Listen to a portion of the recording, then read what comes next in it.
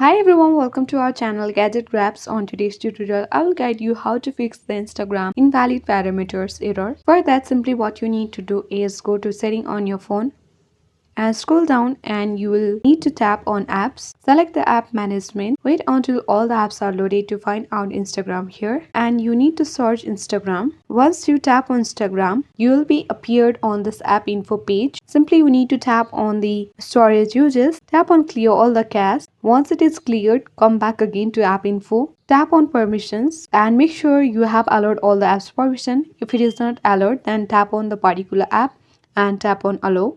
In this way you can easily allow all the applications permission. Once you are done with this, then come back again to app info, and you need to tap on force stop and stop the force of the Instagram. And after doing this, you can easily solve the Instagram invalid parameters error. Come back to the Instagram and you need to refresh it once, and after you refresh, you can easily use the Instagram without any parameter errors. So thank you guys. If you find this video useful, then hit the like button and subscribe our channel. Thank you.